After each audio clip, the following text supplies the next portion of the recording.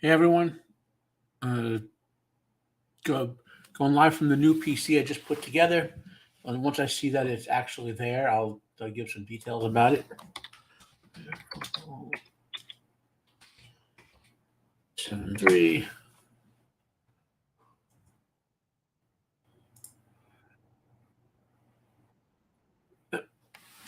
If anyone bothers hooking up to this thing, let me know. So here's the deal. Give you guys. We can call this the Gigabyte Sucks edition too. Okay. Um, so I decided about 2 weeks ago, it's time to put a new PC together, a brand new, like all in one, meaning not take what I had, upgrade a couple parts like I've been doing for about 10 years. So what I had was an AMD 3600 CPU with 16 gigs of RAM, GTX 970 or 970 Ti, which uh, um, graphics card, and for the little amount of gaming I did when I was on Windows and whatever fun. But I switched to Linux about 2 years ago, about a year and a half ago. I didn't want to run Windows 11. Windows 10 was bad enough to choose. Windows 11 was too invasive. I don't have any Mac crap in my life. I don't have any. Now I don't have very minimal Microsoft. I'm only stuck with Google as far as the big three of fucking your privacy over. So we advertise the stream.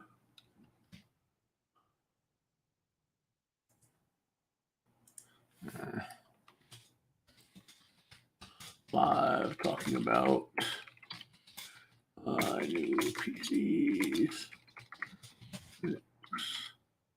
And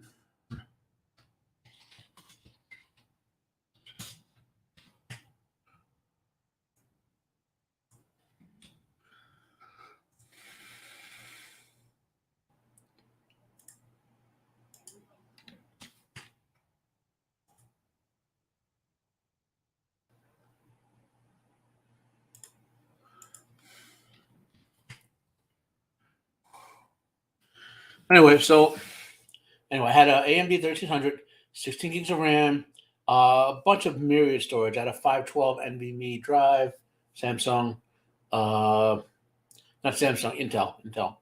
Uh, then two Samsung older SSDs I threw in there for scratch drives, totaling about another 512 space. Then I have a 1 terabyte mechanical drive in there that was running basically just as a that's why I was running the Linux time shift or whatever it's called too, which I don't have anything like that in here. So I probably want to running it once I get the network storage sorted out. So I use Synology, but for some reason I can't get them to auto mount via the FSTAB, and no matter how I configure it. So I'll have to play with that. Which is true in the old thing. I just gave it up because I never turned my PC off anyway, and always had the drives mounted after I boot. So manually. What else is going on?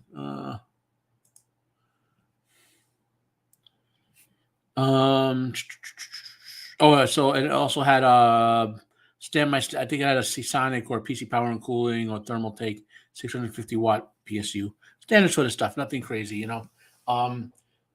Anyway, so the new PC, I'll bring up the stats and show you. Present. That's a Miro to the Pikachu. Not that one. Home. What did I do with it? Home.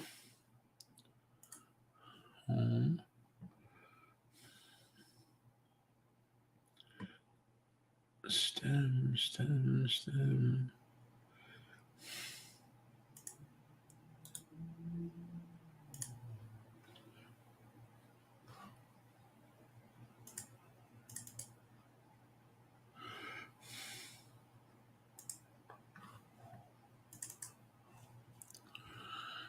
I really wish they would stop in Windows and Linux or whatever.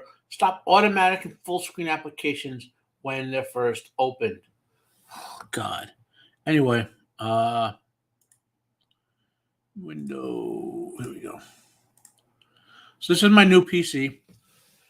So I went close to top end on this, meaning yes, I could have. I couldn't afford a $7,000 Threadripper EPYC CPU, right? So I mean, if I could afford that, that's a down payment on a house. Um, So there was a sale on the Ryzen 7 on Net 50X. I think it was like $100 off when I got it. By the price here. Maybe it was like $50 off. I think it's normally like 575 ish. I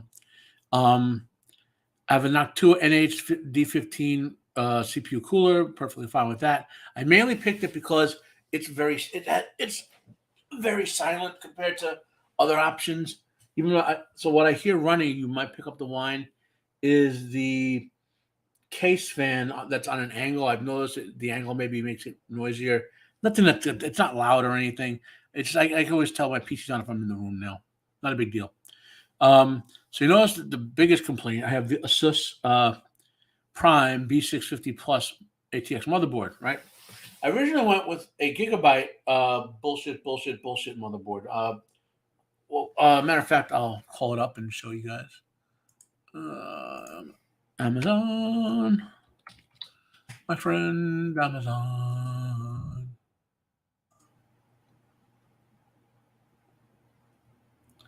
Scrolly.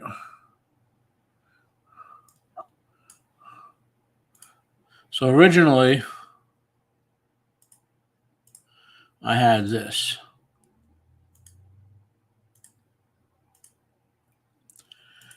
Okay, and that's it. So when I went to PC Part Picker, I wanted 5-star rated motherboards, had at least 2 PCIe 16 slots in case I do have to use a second graphics card for what I want to do. I'll talk about that later. I don't think I will, but just in case, right? I wanted an additional either S16 slot or some X4s in there, X4 slots, because I'll talk about why when I get to the list.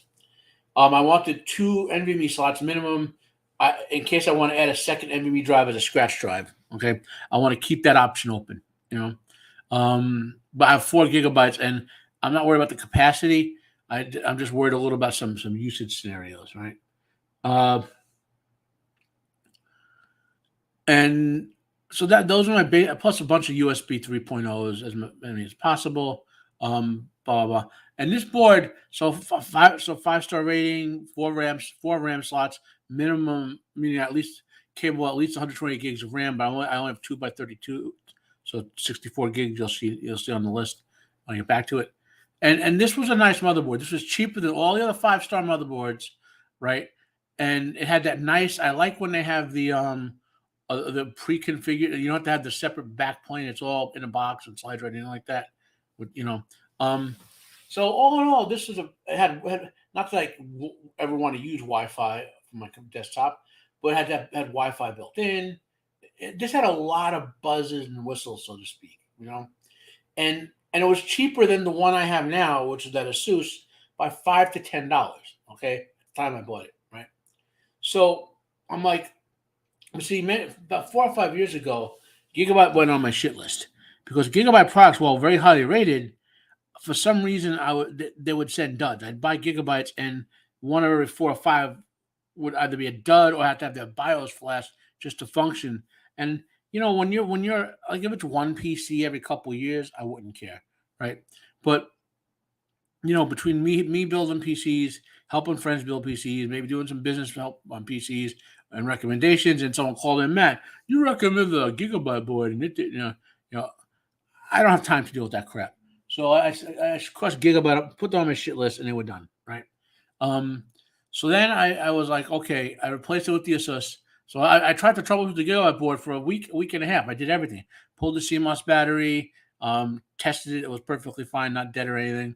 So I pulled it and left it off for 24 hours. I tried to flash BIOS, multiple versions. Like this is a revision 1, or was a revision 1.3. I tried the 1.3, the 1.1, the 1.2, and the 1.4 BIOS to see if anything it wouldn't even register the BIOS. So what it would do is it would boot up. It gave me some bull crap about enabling TPM at the start or never doing it again, which I guess is a Gigabyte way of dealing with it. I chose the safer option for that. And then it will go to where it says press any key to enter the BIOS, right? Which would work, right? Although sometimes it would take a while to get there. I have to power on and off a few times. And then you go into BIOS, it would see everything, right? See the fans are running. It would see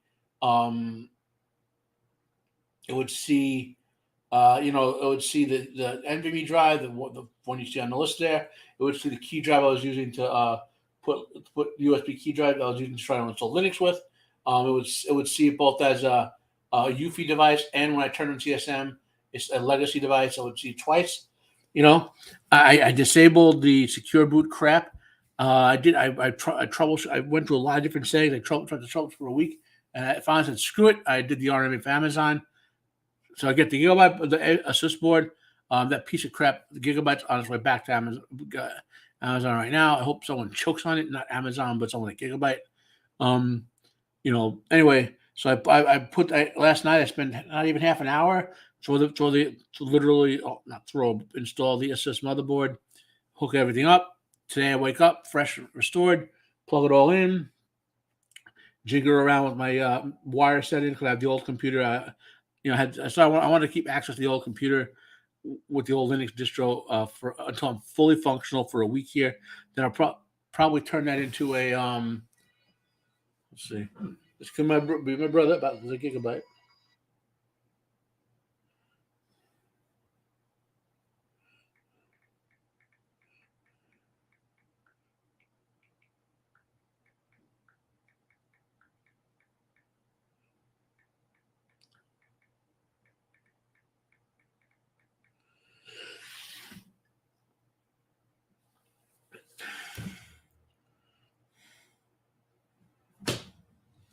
It is BS. It's bullcrap.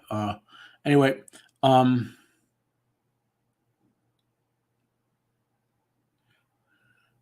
was I going to say? So I do this. I plug it in today. Have the new computer on the main monitor, the old computer on the spare monitor. Have extra keyboard. I have to get a KVM switch ultimately, I think, but maybe not. KVMs are pretty cheap now.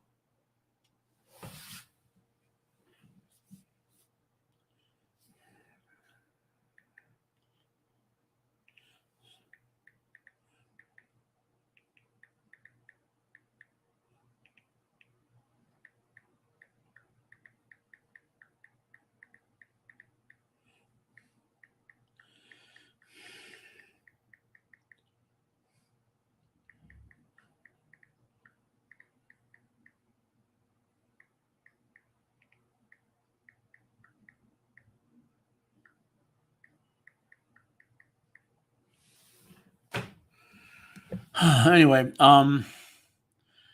so Gigabyte, plug everything in, turn on. I do, and it took the standard 3 reboots of a new motherboard. The first time motherboard reboot takes a while.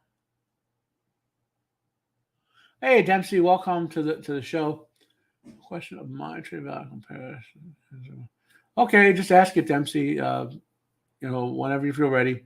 I'm just going over what my trials and tribulations with the Gigabyte and Assist motherboards. And my brother's texting me something about my return because Amazon being a bitch. Standard 3 reboots. The first reboot is the initial reboot where it takes a while to register all of your parts. It says, you've registered a new CPU. Go to the BIOS and verify, blah, blah, blah, blah. So you go in, you do a bunch of settings. You're going to reboot again to make sure it all takes. You're going to go into your BIOS, and then in that time, you're going to do your initial configuration, which for a Linux user means disable secure boot. For a Windows 10 user means disable the secure boot. For a Windows 11 user means you have to enable secure boot or Windows 11 won't load or run. Also, if you're going to do virtualizations, check to make sure that all the hardware virtualization. Wow, I had an Apple and it's repeating on me. Oh my God. Sorry, guys. So if you're doing virtualization, you want to make sure all the hardware virtualization is turned on in the CPU. Older configurations have it default off. So then after that third reboot, it should boot right up. Enumerate the PCI devices after enter the motherboard. You might want to turn off the motherboard splash screen, and some people like to. I do if I can see what's going on. And then a low spec Linux laptop. And then it should just go straight to your bootable USB stick, which it did for Linux in this case. Installed. It was a little slow because I think because of the USB stick, and I have multiple network interfaces and some other stuff going on. Once it booted the Linux installer, ran pretty smart. Rebooted, and I got up and running Linux an hour and a half ago, somewhere around there. Then obviously, the big transition comes when you're going from, even though they're both Linux Mint, I have to install the programs here that I had over there. I know there's a sort of automated way to do that. I don't really know it in Linux. I know it in Windows.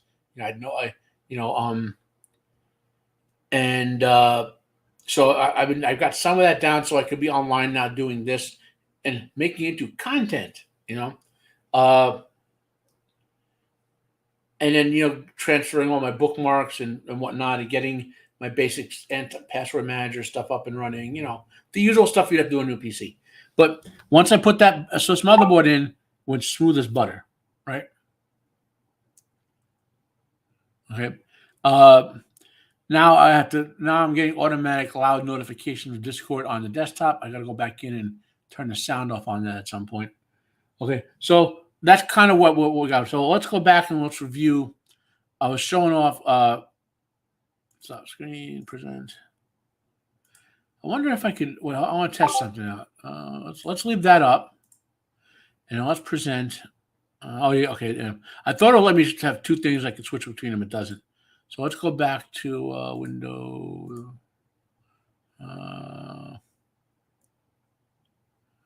Where'd it go?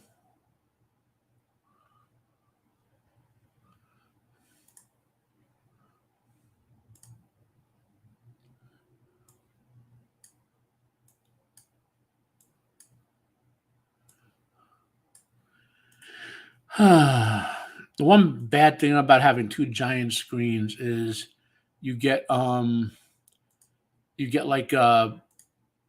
Windows buried. So this is back to the new PC. So I use PC Part Picker because it does a lot of stuff like in the old days before PC Part Picker or similar sites. You have to go to every single component, go to the manufacturer's website, look up the compatibility notes and testing to make sure the RAM worked with the CPU, worked with the motherboard, to make sure that the hard drives are tested with the controller on the motherboard that comes with the motherboard, or if you use a third-party controller, to check the CPU cooler, even though they claim to be compatible. You have to actually look at the mechanics of it to see that it doesn't include all the parts. Like if it's compatible, you have to buy separate parts, blah, blah. Well, PC Part Picker does all that checking for you, though it doesn't check necessarily RAM versus motherboard compatibility, meaning it has lists of that stuff, but it like the list on the motherboard site gets updated more than the list on PC Part Picker. I've noticed that. Okay, so it got most of the only configuration it doesn't really check is the physical spacing inside your case. But the main thing there is to make sure that your CPU cooler fits in the space. Oh, this is my brother about the laptop. What you're saying?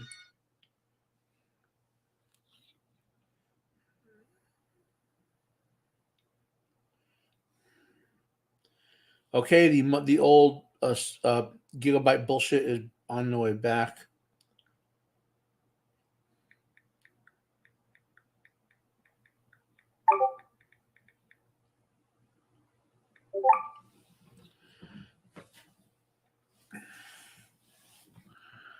What won't let you link, Dempsey?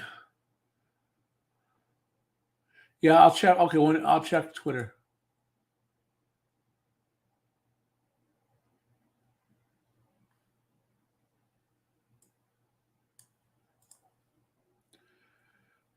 Anyway, so I have an AMD Ryzen 9 7950X, which is the highest end CPU available right now. That's not like $7,000. Okay.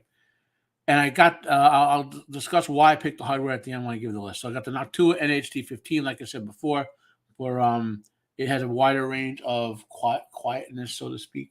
The Asus Prime B50, which I just went over for 20 minutes about. Crucial CT 2K 32Gs, blah, blah, blah. It's 2x32 DDR 4800, the important part there. Okay.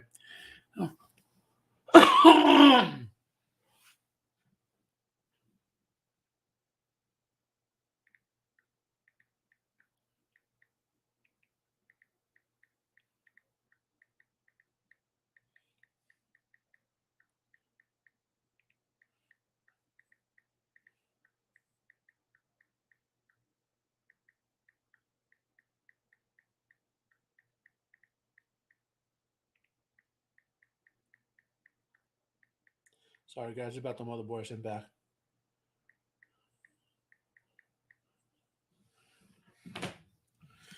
Uh, then my NVMe drive was a Crucial P3 Plus. Did you send it, Dempsey? I don't see it yet. Unless you sent it in a group chat.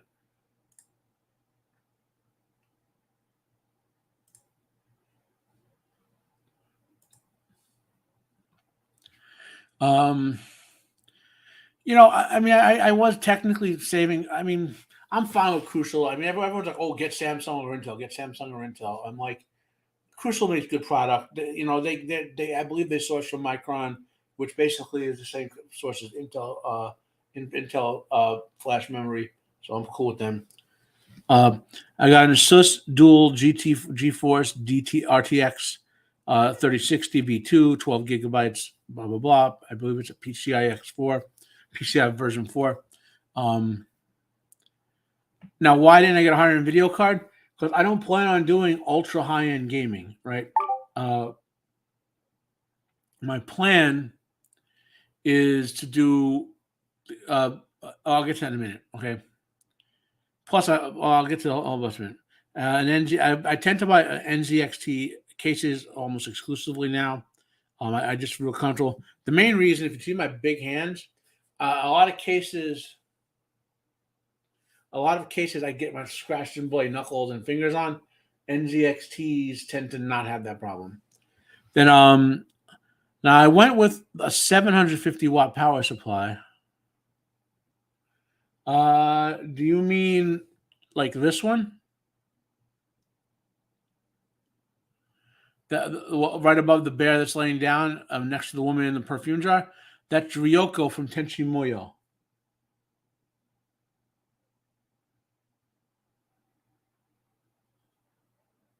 I'll type it out.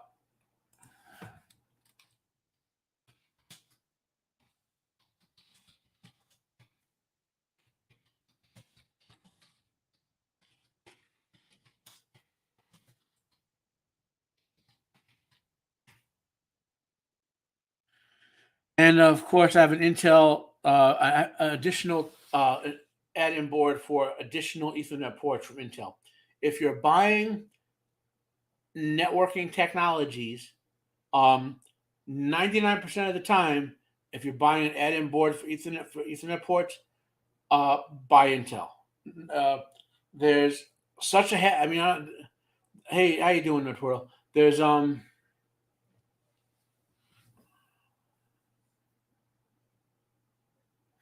Well, I'll go into why I chose the low end graphics card. There's two options for it, low spec. As soon as I finish my Intel spiel, there's a lot. I'm telling you from the professional side of this. A lot of times when you get networking hardware from someone on the consumer end, Intel is available to both, right? On the pro end, you can get Cisco and other big companies, which will give you very reliable gear, just very expensive. On the consumer end, you're looking at like Intel, maybe a Netgear product, which really tends to be like Netgear. I think is now the consumer version of some other company's product. So when they were their own company, I would have said, okay, you could have went a Netgear card and been okay. But you'll have less hassles with Intel drivers and Intel hardware than anything else when you're running on the consumer end. Okay. So now why did I chose the system I chose? Well, I want a game. Okay. And on the Linux side, native Linux games, my old PC ran well enough for me to play, right? I don't play a lot of them, but I played some of them and they were okay. Okay. However, I want to play my Windows games, right? I got the Blizzard games, the ones I play, StarCraft and Warcraft, and eventually would have got Warcraft Classic and a couple other things running under Wine. I had trouble getting any of the Steam games running under Wine, but I was like, okay, I got the Blizzard ones, I'm happy, right? And then two versions of Linux Mint upgrade later, my Wine settings in Wine are destabilized. I had to reinstall the whole thing, reconfigure the whole thing to get it working again, right? Okay, what two quad core W?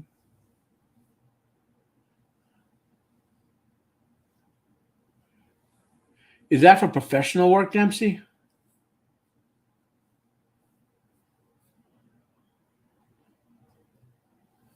Anyway, well, I'll wait for Dempsey to answer. Uh,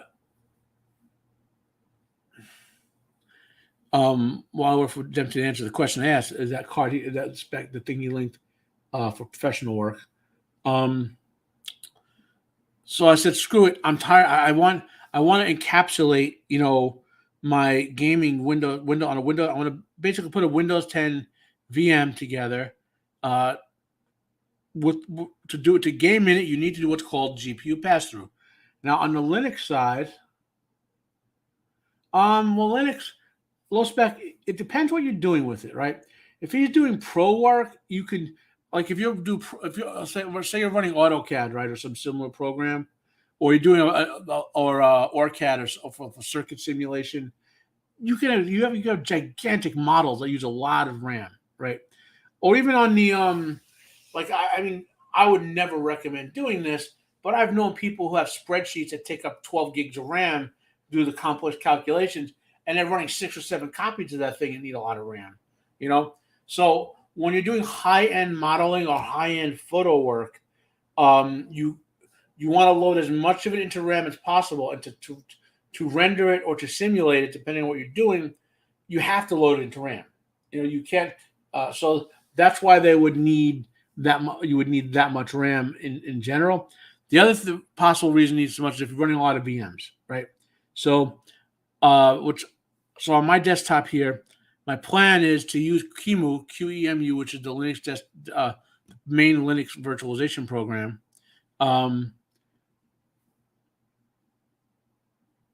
Yeah, so that's he would potentially have need of it. I don't know that you need the ECC RAM necessarily, because it's doubtful. Like if it's is that a pre-configured system, Dempsey, or is that something you're specing out, or is that a used system?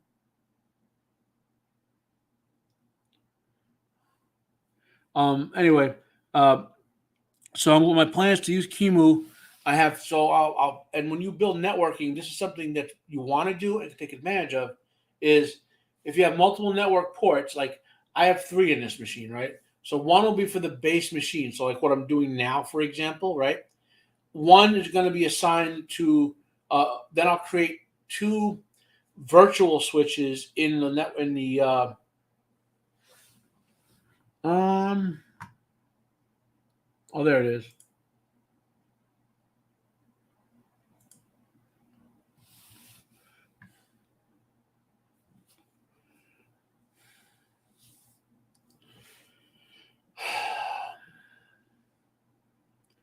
I don't know. I mean, you can get.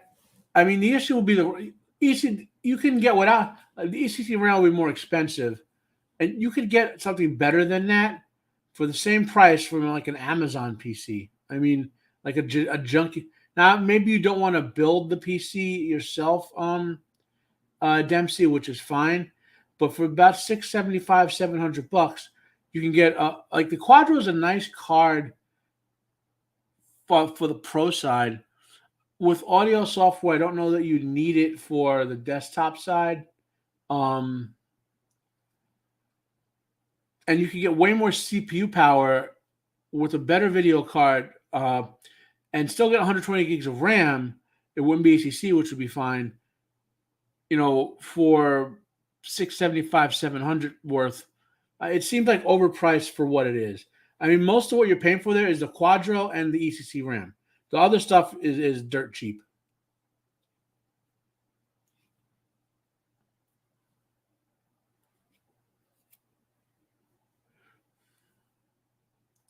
Anyway, so back to like I'm just going to I'm not going to specifically recommend this PC, Dempsey. I'm just going to randomly look on Amazon just for something comparable in that price range and see what comes up. So PC $675. Computer. So I get the price ranger. Min 600, max 700. 650.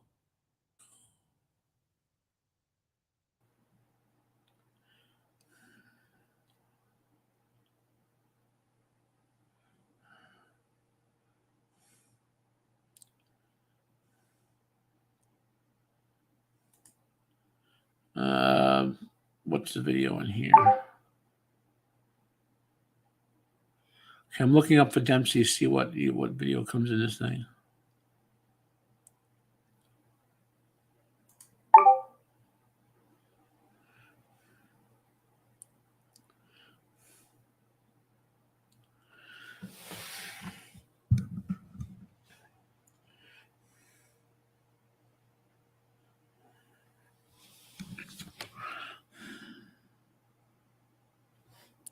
You know what I'll do? I'll do a smarter search.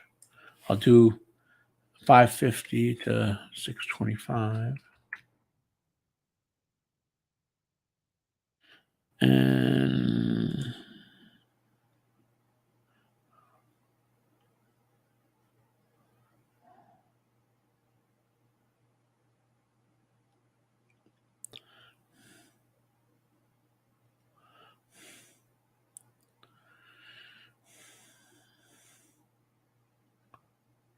I'm just trying to find something with a decent graphics card.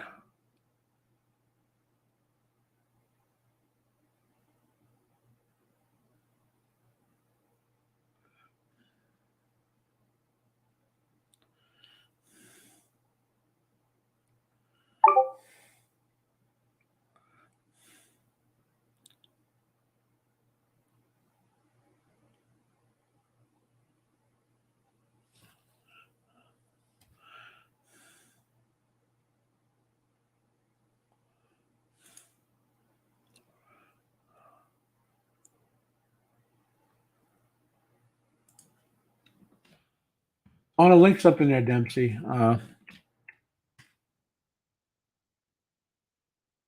wow, too big. The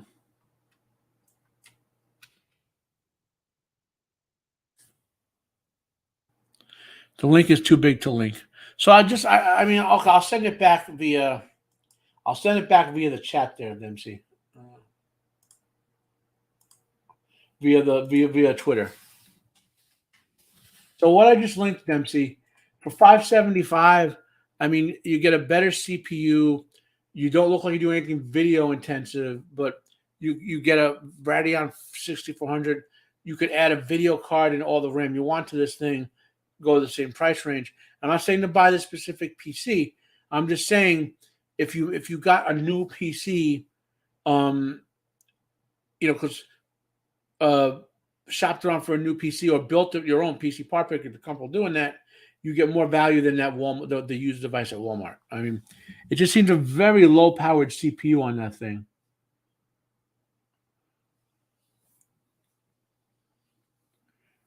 Are you comfortable building on your own there, Dempsey?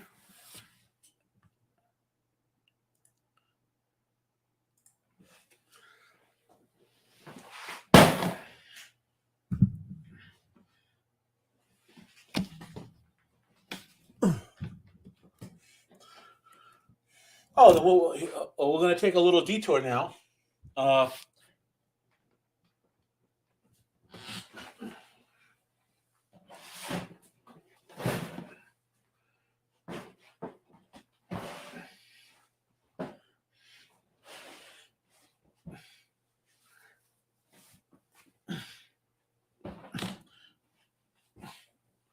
Okay, so we're going to take a little detour.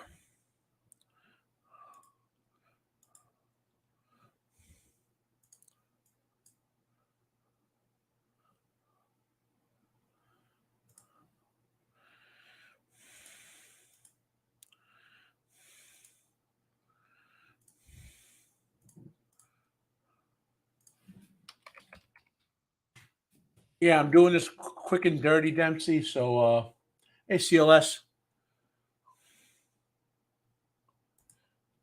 Start your build.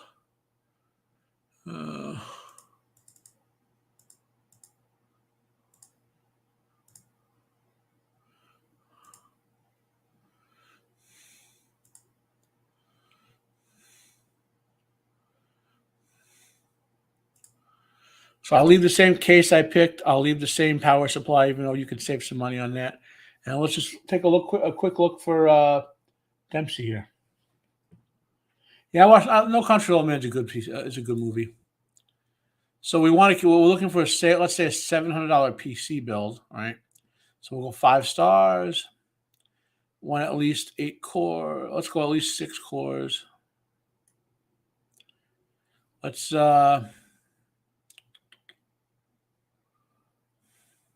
gonna stick with Intel with AMD because I just know them better right now for AM5.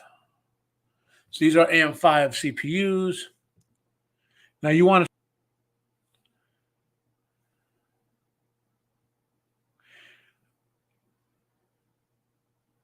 we'll go with a 7600X. I believe it comes with the CPU cooler, but we'll see. Motherboard, 5 stars.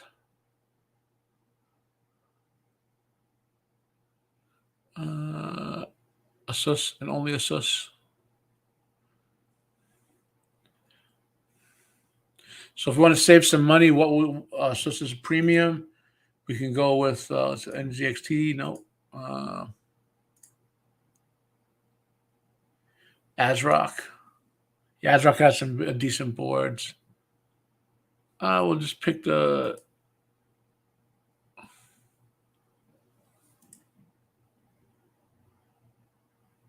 Yeah, I noticed that. CLS, you're back on. So it's really tough. You'd have to go a little lower spec. Well, yeah, I'm just Linux. I'm just low spec. I'm just doing this sort of quick and dirty. I'd have to think about this. Like, try this like this. He has we have a $700 price range. At least we have to get a little less. We have to go with maybe an older CPU. Go AM4, like you said.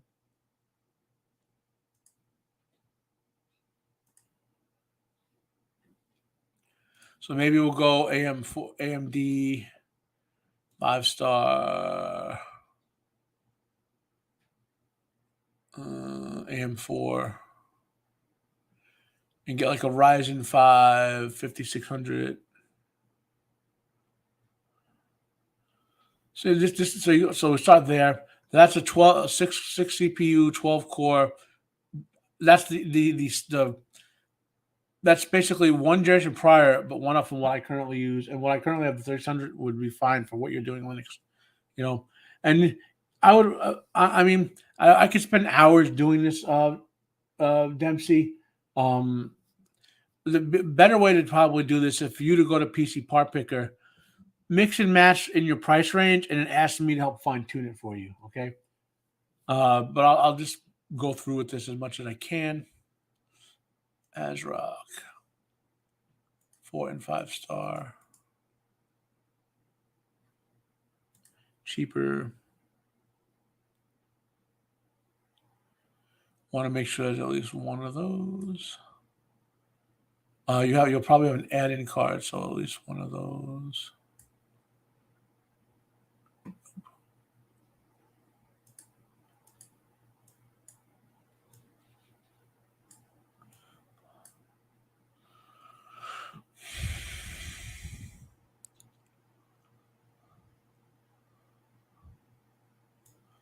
It's one of those. So I mean, these again. I'm just randomly picking stuff here. Yeah, AM4 is well.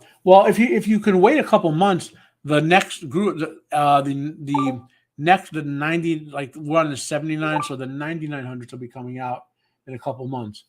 But so here we're 449 with the processor and motherboard that could serve his needs, and he's got to fill in RAM, grab a CPU cooler, and that sort of stuff.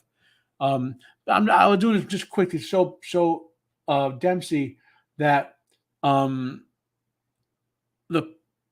either getting a pre-configured from Amazon, like a newer one, or mix and match building your own will give you a better buy than what he linked, which is a Walmart PC, used PC, which has most of the value, most of the cost in there is going to be the ECC memory and that Quadro card, which are both overkill for what you're doing. Not the amount of memory, but the amount's fine.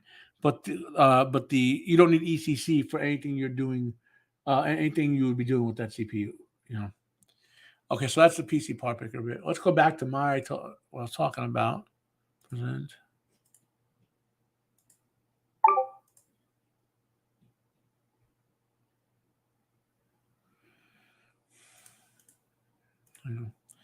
So my plans for this PC, the reason I went a little higher end, I was telling you guys,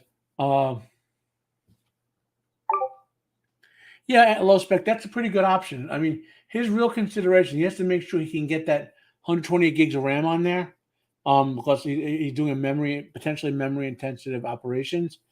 And then I believe he might have to have a second an add-in card that needs at least PCI X8. So having two PCI 16 slots, one for your graphics card and one for potential add-in board for the sound, will be a consideration for him.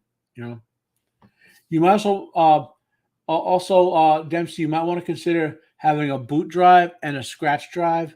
So for example, instead of getting one giant, say 4 GB terabyte NVMe like I did, since you might scratch disk would benefit you, get like maybe a 1 or 2 gig to boot and a 1 gig scratch or 2 gig scratch. So 2 NVMe's, if you have a 2 slider, just because the scratch disk is a good is a noticeable performance increaser for certain types of software which you might be using.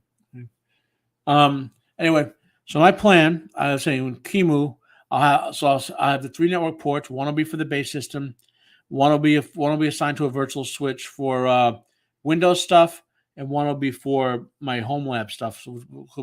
So that means that my Windows 10 gaming VM will have dedicated graphics hardware pass through from with the GPU and have its own network port, so it won't be inhibited by what I'm doing on the desktop. Right? That's the main setup there. So that's what I got, and then I told you about the motherboard. So let's go on. The next thing I want to do, and let's see. This might be too small to see for you guys, but I'm just going to share an entire screen. I gotta put me on the other screen though. So you might see me looking to the right because to avoid the camera infinity effect I'm going to put my camera. I'll put my studio where I can see what's going on the other PC, so to speak, right? And now the main thing I want to do, so I'm going to run through some software installs that aren't standard. And I'm following guides for this stuff because I'm not a Linux elite expert. I'm comfortable with basic Linux stuff. I'm okay with so the browser I mainly use Brave, but I run Thorium for a couple of things that I want to run in isolation, right? So, for example, in Brave, I have my studio set up with StreamYard for my personal streaming. And when I go into someone else's, I'll use Thorium, so I don't have to change the settings. And Thorium is the fastest current browser based on Chromium. So Thorium, you'll see, is not installed. So the next option, if you want to install Linux Mint, is to check the software manager. And I can tell you for a fact, last time I looked for Thorium when I did the previous setup, it was not in there. So then the next thing we have to do is we go to, we look for Thorium's website, Thorium web browser, not the nuclear material.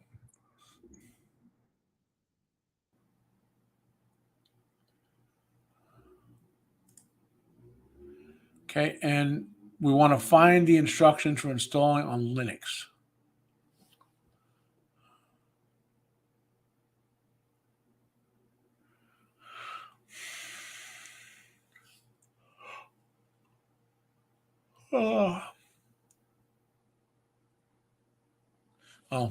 Let's just ask Google to do it for us because I'm lazy. How to install Thorium on Linux.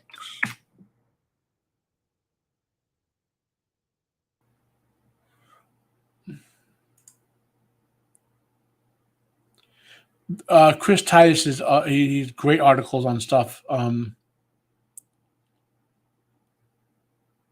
He's where I found Thorium from.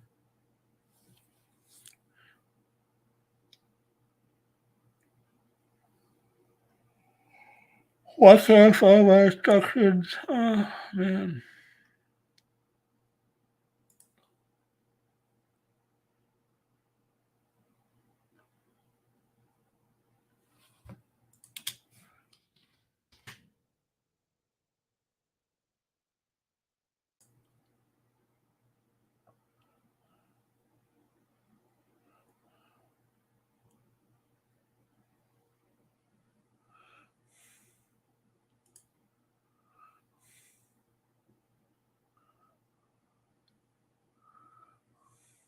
Now, Linux Mint is Debian based, so it should, in theory, be able to run from the Debian installer.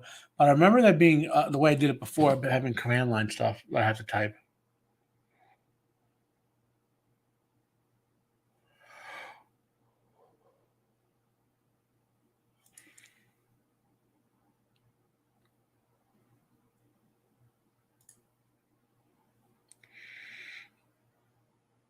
So let's try this.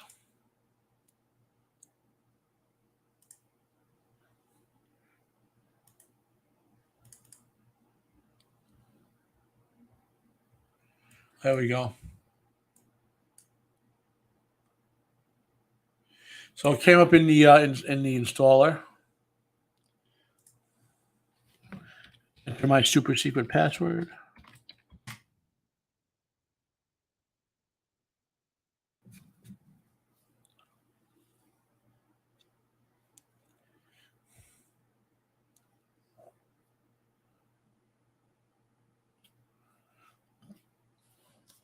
Last time I had to type up a whole bunch of commands. Okay. So let's check.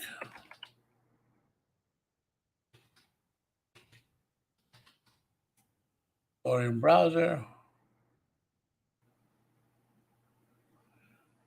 And it runs just like Chromium. It's a Chromium fork the same way Chrome or Brave is or Edge is, but it's a much faster browser.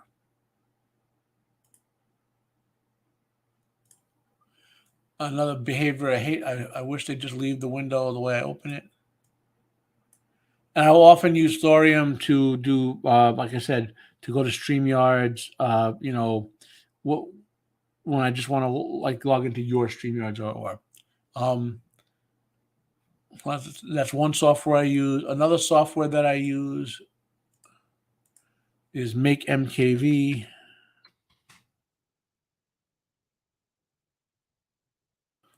Make MKV is a little more intensive to install in Linux.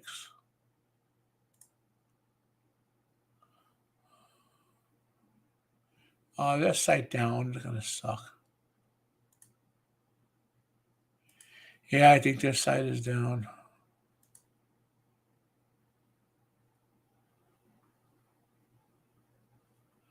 Let's see if we can backdoor to it. MKV. Make MKV.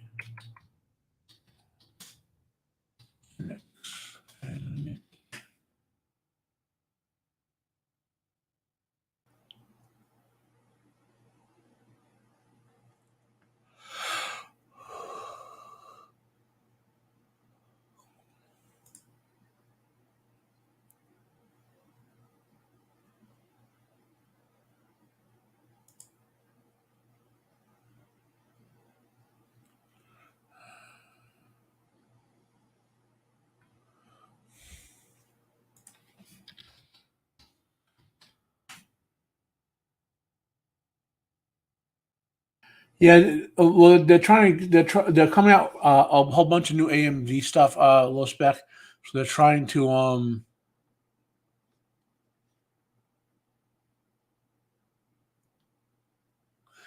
clear out the old stuff.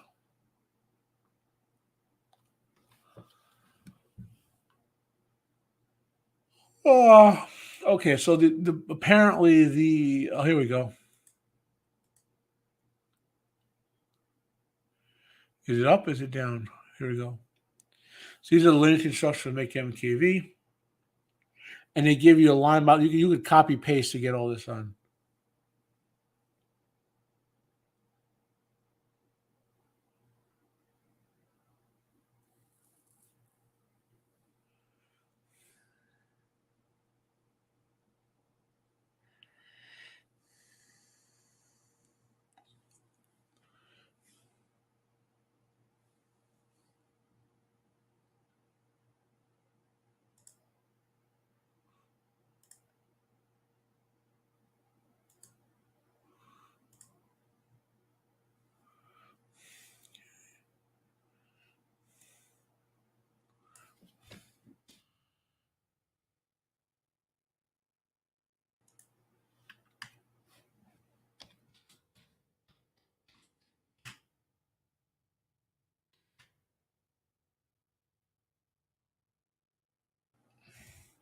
I love it on the Linux side when the people for the application give you the precise set of instructions to let you install software. What I Because a lot of times as I try to learn Linux, okay, and I've used it on and off for like 15 years now. I'm casual enough so I can get around in it, and I know Windows command line like that, um, but I love when someone gives you a nice, clear, concise guide that just very easy to explain stuff.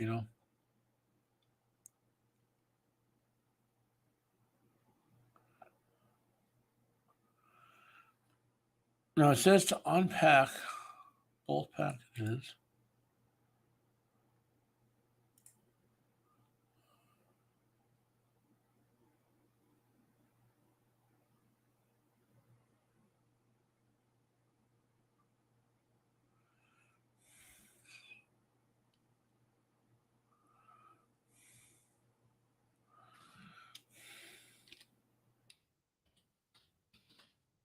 There might be a step that I'm skipping here.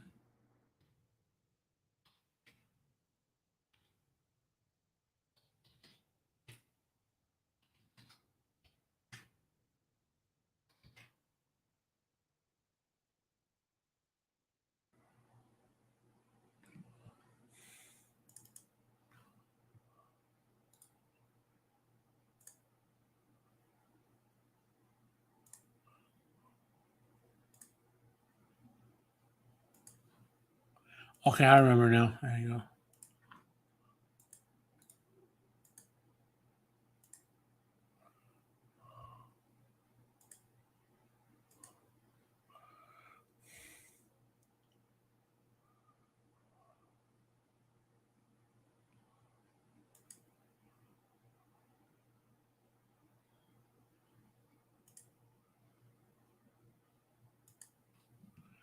Okay.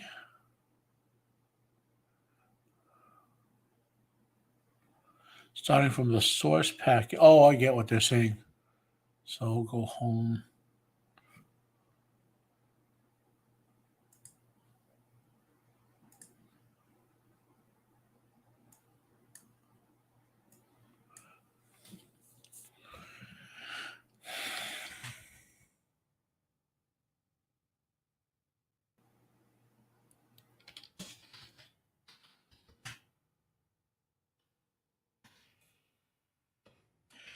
Capitalization matters in Linux. Okay. So the source package is the OSS, I believe.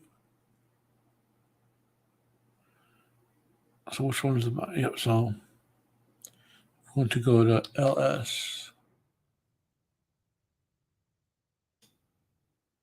Make.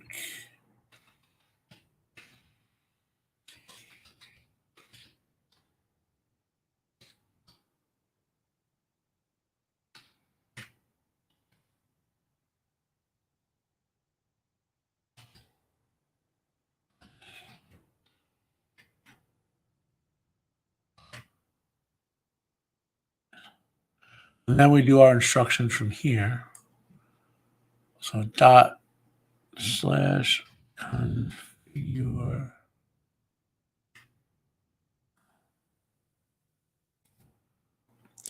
make.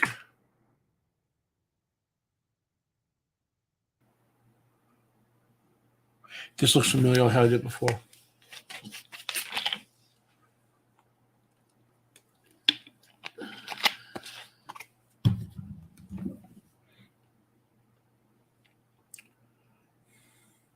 Hope I'm not boring you guys.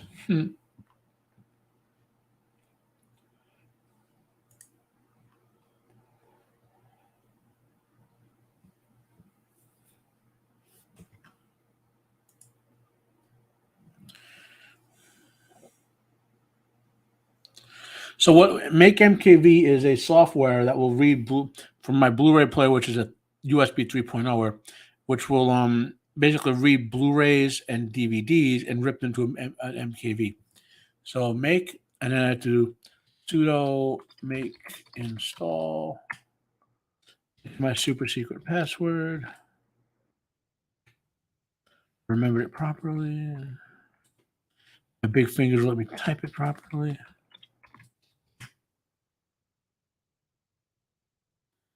So that was the that package. So now I have to go.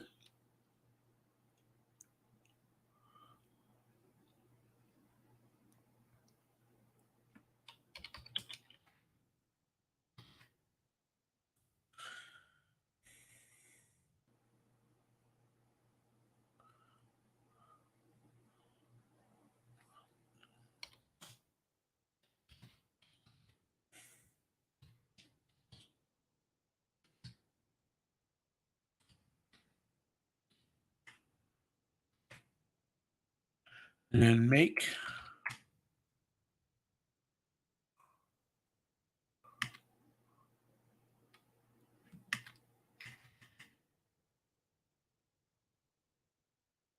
Read an end user license agreement for Make MKV now.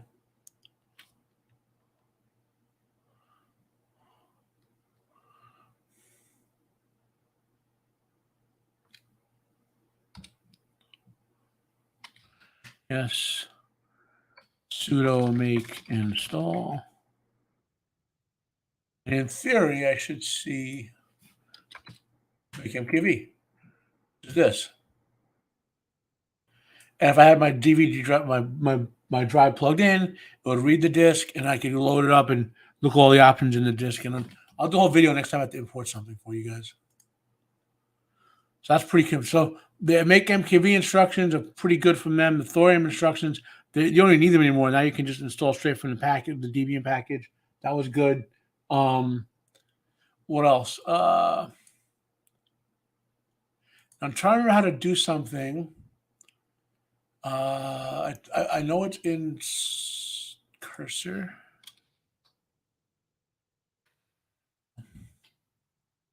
Okay, Linux change cursor mouse pointer color.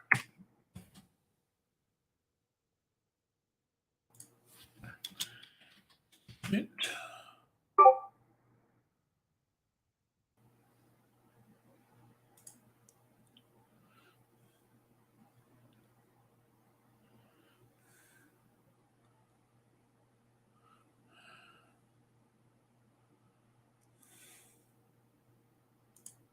So I know you had to install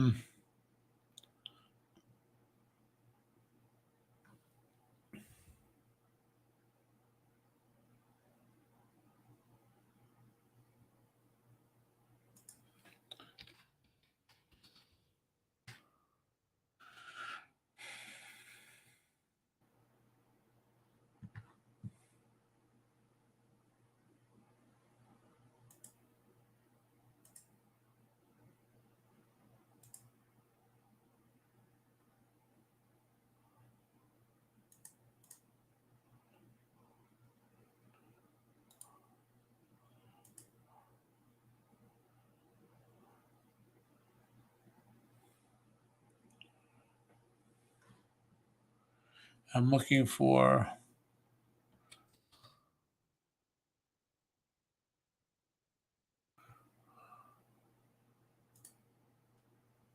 this is what I had before. Chameleon B5G.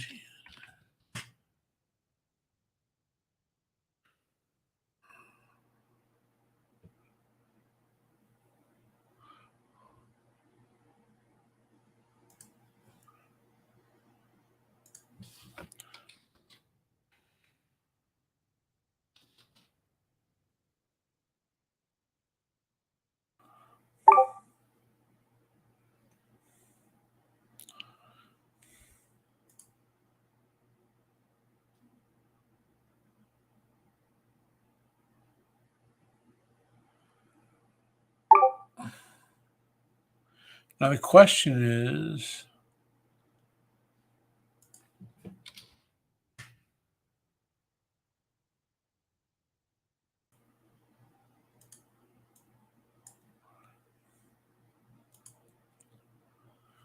mouse pointer, chameleon purple. I believe I do chameleon purple large.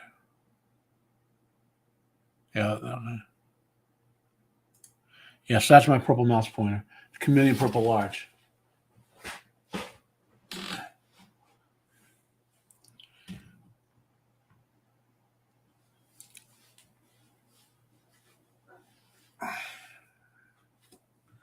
What else I want to do? So I had OBS up and running. I got my basic software is up. It came with like LibreOffice installed, VLC. It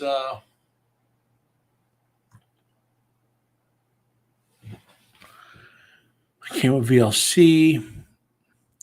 My one annoyance is I have Synology drives and I can get them to mount on boot if I go in and go in on boot, so to speak, and manually click on them to mount them, but I can never get the FSTAB to work.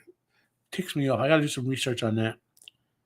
And what else? So else I wanted to talk to you guys about with Linux. Also, this is there's all my 32 CPUs running nice and low. I'm not going to do the QEMU install here because it's very graphic. There's a lot of instructions for it. I might do it as a pre-record and then put it up that way. Just because I don't want to wreck. I want to. There's a lot of detailed instructions I have to follow, including from a video. Right. So that's that. Now, my previous setup, I had a bar. I kept a bar not only up here, right, a panel, an applet. I had one on the side, but I'm not going with that this time. I'm going to stick with the one on the main panel. I want to put one on the add a new panel.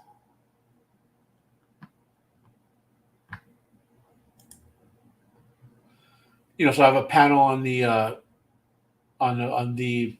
other monitor.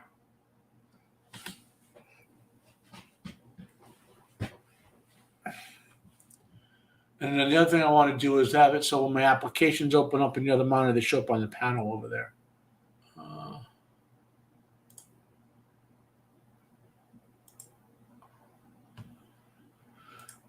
So I'll do that later. I've been going for an hour. Any tech questions? Any Linux questions? Anything questions? I guess you would say. Let's see how. So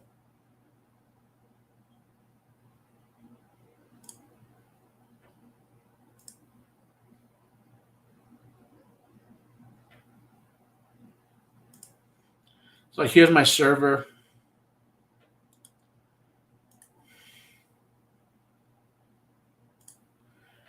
Got 100 subs thanks to you guys.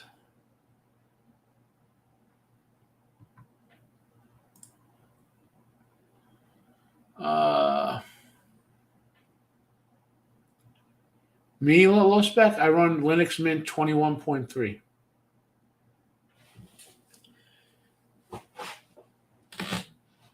Thanks, Dempsey. Yeah, and I'm comfortable with Linux Mint. I've used Debian before, which I'm comfortable with. I used to use Ubuntu until they made that horrible interface, low spec. I literally uninstalled the moment I upgraded to that. I was like, no, just no. And then I went away from Linux for about 6 months. Then went back and ran Linux Mint for a year. I would just dual boot between Linux Mint and Windows 7 for gaming back then. Since I've gone over to Linux full time, I've been running Linux Mint 21 version 21. So this is about a year and a half of it now, and I may eventually go to Linux Mint Debian edition just to cut out the Ubuntu middleman once that matures a bit, because it's always a couple versions behind. I can't stand that interface. It's the same type of interface that like Windows 11 has. XX, the alternative interface you have to use. I'm just comfortable with the older, like. Well, you notice my menu bar's on the top. Okay, My favorite interface ever was OS2 Warped interface, right? So I tend to reconfigure things to work more and more like OS2 Warp with multiple menu bars with applications divide them under menu bars. Nothing is possible on the desktop, you know. So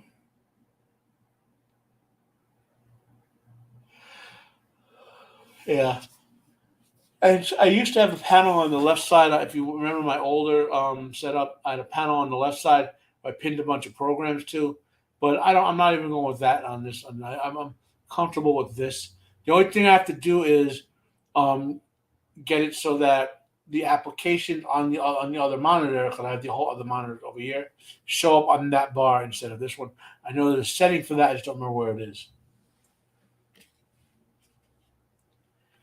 And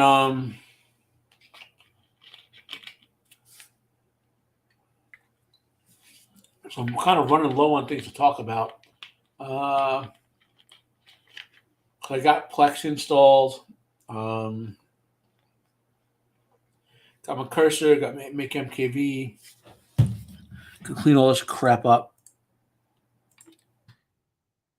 Uh, my Synology drive synced all my old drives over here, so that's good. The only two things I'm stuck on are the mounted drives mounting by default and whatnot. I just gotta play with it. Just keep playing with it until I figure it out because it's annoying as hell.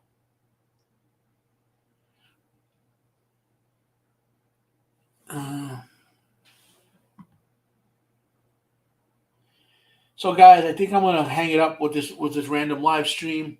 I think I got I think we did good. I just can't think of anything I'm missing that I could do with you guys live.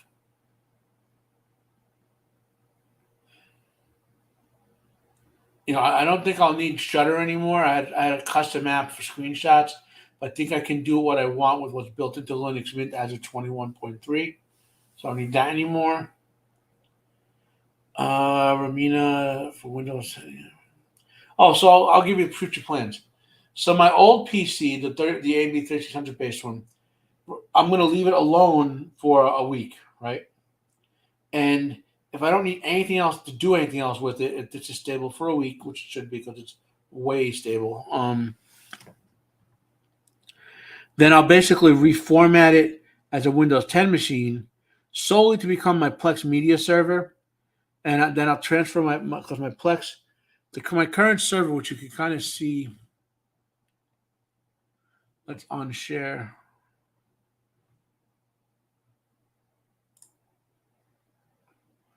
Which you can kind of see.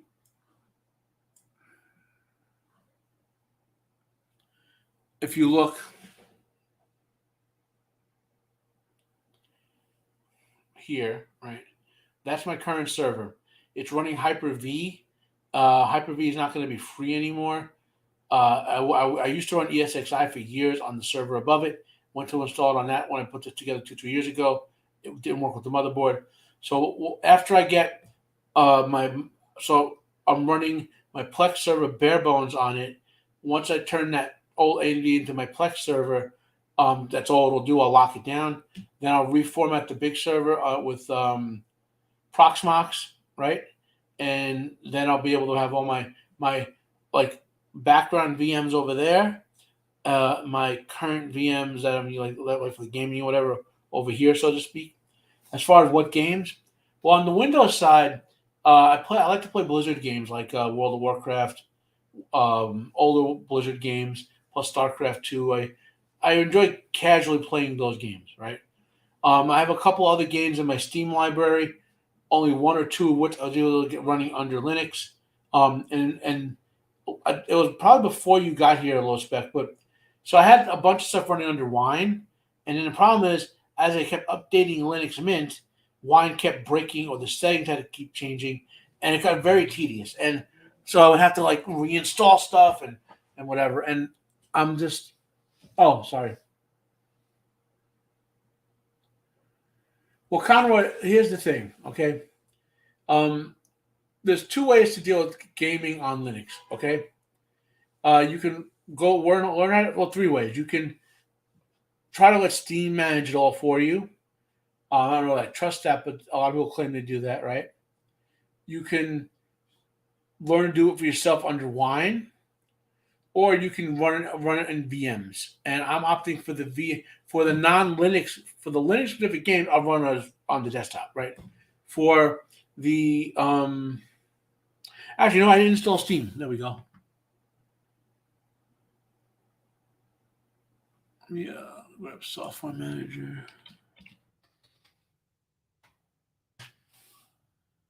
for the.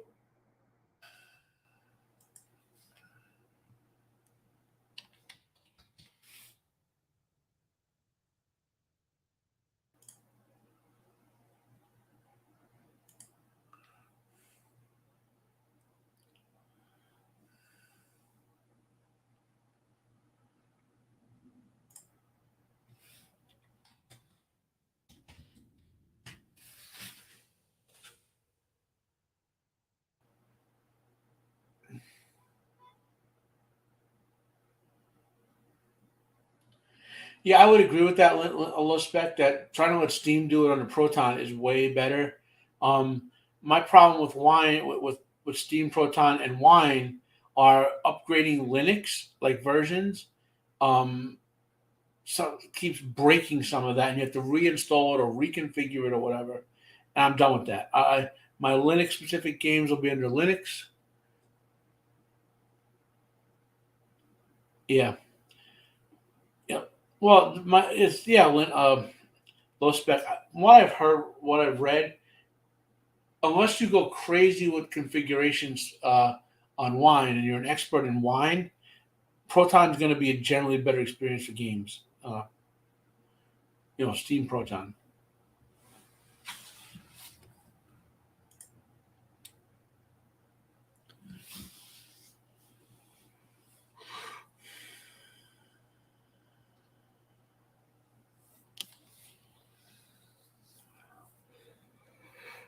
Okay, guys, I think I'm going to call it. I'm a little tired. So we had a good live stream, guys. Thank you for showing up. Um, yeah, I'm a little tired. I want to. I don't know if I'm sleepy or not, but don't get old, gentlemen. Don't get old.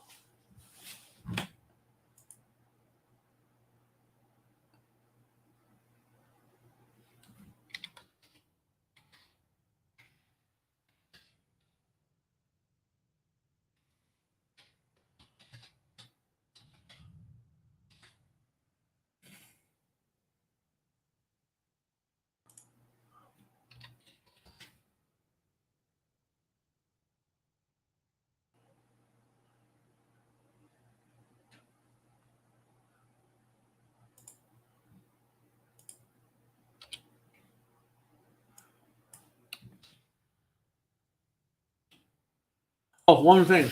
Now I don't do like game streaming. I thought about doing it just a chit chat stream and play while I mess around with World of Warcraft or whatever.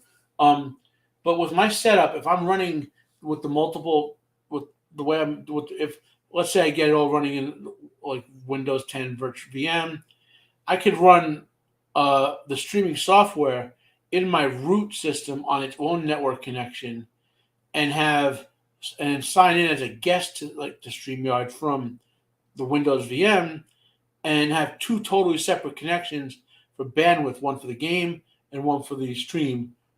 So that's the advantage of doing virtualization.